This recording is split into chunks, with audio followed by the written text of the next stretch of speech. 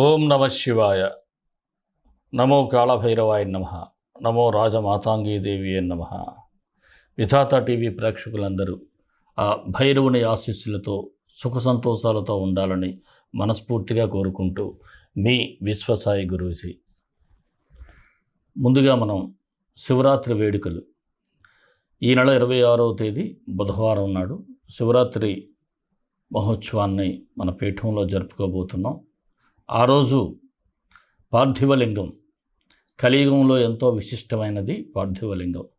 ఆ మట్టి శివలింగానికి మనం పూజలు, అర్చనలు, అభిషేకాలు చేయటం జరుగుతుంది. అలాగే మనం శివశక్తి సహిత మహాకాళభైరవ రుద్రహోమాన్ని కూడా ఆ రాత్రి జరుపుకోబోతున్నాం. లింగోద్భవ కాలంలో శివధ్యానం, అలాగే అభిషేకం, హోమం కూడా ఆ రోజు రాత్రి జరుపుకోవటం జరుగుతుంది. మీరు చాలామందికి శివుని యొక్క ఆరా అంటే ఆయన యొక్క అనుగ్రహం కలగాలి. అందుకే అంటారు ఐశ్వర్యం ఈశ్వరాదిచ్చేత్, ఐశ్వర్యాన్ని ఇచ్చేది పరమశివుడు. కుబేరుడికి కూడా ధనాన్ని ఇచ్చినవాడు పరమశివుడు స్వర్ణాకర్షణ భైరవ రూపంలో. అలాంటి మహా దేవునికి ఆ రోజు మనం విశిష్టమైనటువంటి పూజ, యాగాది కార్యక్రమాలు చేస్తున్నాం. మీరందరూ కూడా పరోక్షంగా లేదా ప్రత్యక్షంగా కూడా పాల్గొనవచ్చు. ఎవరైనా రాలేని వారు పరోక్షంగా పాల్గొనాలి అనుకుంటే స్క్రీన్ మీద స్క్రోల్ అవుతున్నటువంటి నెంబర్కి మీరు వాట్సాప్ మెసేజ్ పెట్టినట్లయితే వివరాలు తెలియజేయబడతాయి. ముఖ్యంగా ఆ రోజు మీకు రుద్రాక్షలతో కూడా స్వామివారికి అభిషేకం జరుగుతుంది. ఆ రుద్రాక్షలు ఎవరైతే ఈ యొక్క కార్యక్రమంలో పరోక్షంగా లేదా ప్రత్యక్షంగా పాల్గొంటారో వారికి ఈ రుద్రాక్షను కూడా మీకు అందజేయటం జరుగుతుంది. అలాగే ప్రసాదాన్ని కూడా మీకు అందజేయటం జరుగుతుంది.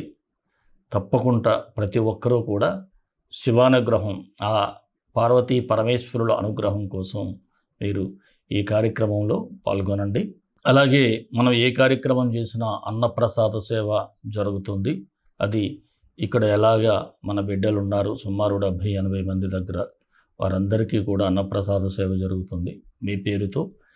ఇక ముఖ్యంగా నేను చెప్పబోయేది, ఇక్కడ మనం ఒక దేవాలయ నిర్మాణం చేస్తున్నాం.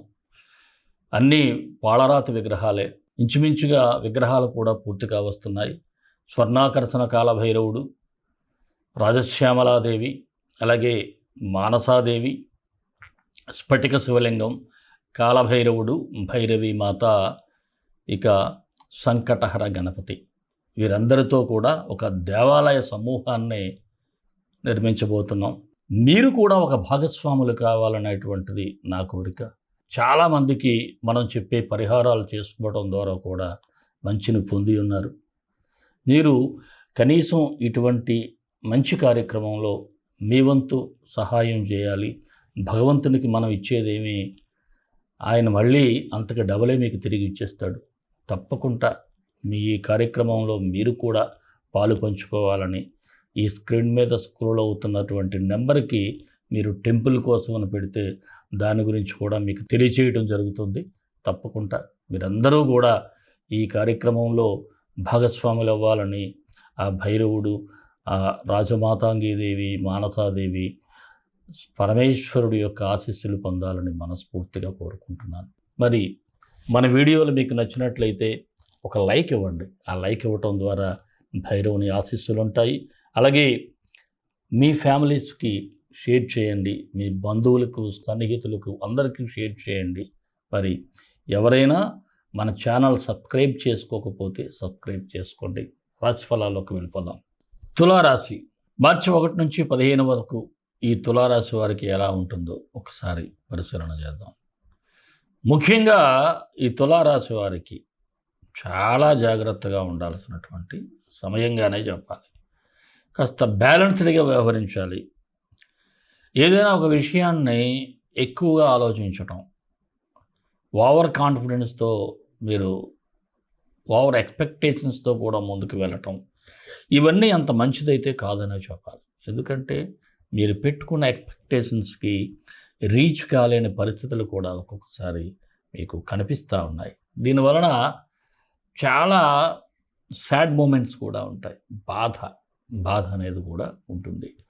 అలాగే కొన్ని సందర్భాల్లో ఒక పని అయ్యేటప్పుడు కూడా మీరు బ్యాలెన్స్ తెప్పవటం, మానసికంగా మీలో ఉన్నటువంటి ఫ్రస్ట్రేషన్ కావచ్చు, యాంగ్రీనెస్ కావచ్చు, అంటే కోపం, ఇలాంటివన్నీ బయటపడటం వలన కాస్త మీ పనులకు మీరే ఒక ఆటంకదారుడిగా తయారవుతారు.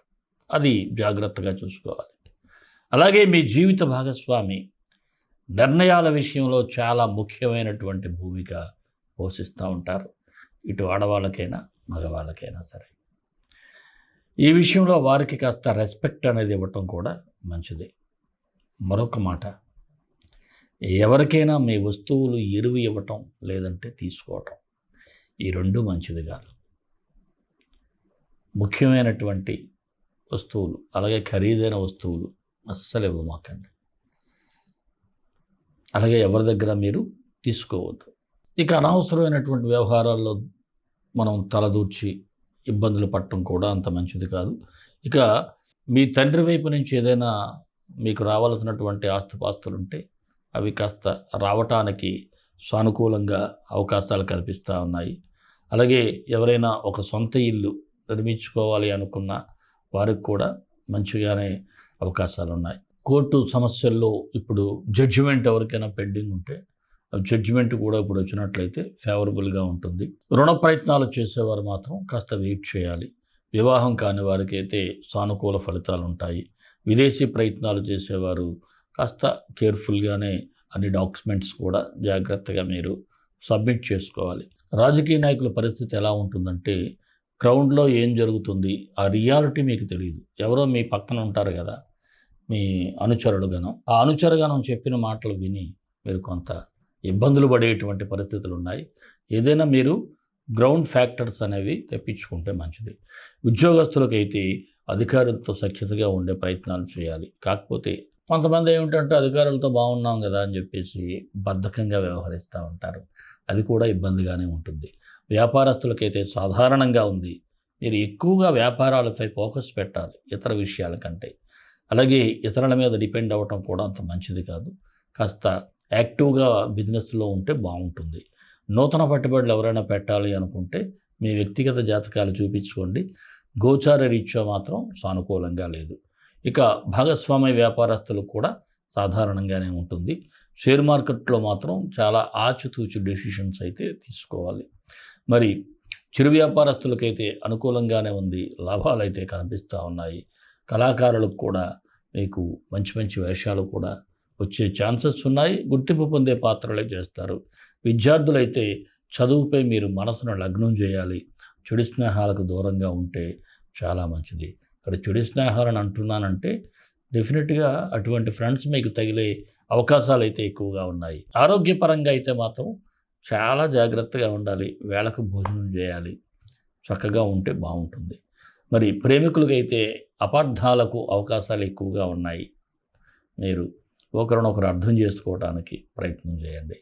మరి ఈ రాశివారికి ఏ తేదీలు అనుకూలంగా ఉన్నాయి అంటే, సానుకూలమైనటువంటి తేదీలు 2, 4, 10, 12, 5, 8, 14 కాస్త నిదానంగా వ్యవహరిస్తే సరిపోతుంది. మరి ఈ తులారాశి వారికి మరిన్ని మంచి ఫలితాల కోసం విశ్వగురు సక్సెస్ మంత్రాలు పఠించండి, విజయాలు సాధించండి. ఈ రాశివారు రవి, బుధ, శుక్ర ఈ 3 గ్రహాలకు మంత్రాలు చదువుకుంటే బాగుంటుంది. సూర్యగ్రహానికి గ్రహరాజాయ విద్మహి సర్వసాక్షిణే ధీమహి తన్నో సూర్య ప్రచోదయాత్. బుధగ్రహానికి ఓం గజధ్వజాయ విద్మహి సుఖహస్తాయ ధీమహి తన్నో బుధ ప్రచోదయాత్. శుక్రుడికి ఓం సుం శుక్రాయ నమః. ఈ 3 మంత్రాలు కూడా మీకు డిస్క్రిప్షన్లో ఇస్తాను. ఉదయం సాయంత్రం ఒక్కొక్కటి 18 సార్లు మీరు చదువుకున్నట్లయితే అద్భుతమైన ఫలితాలు ఉంటాయి.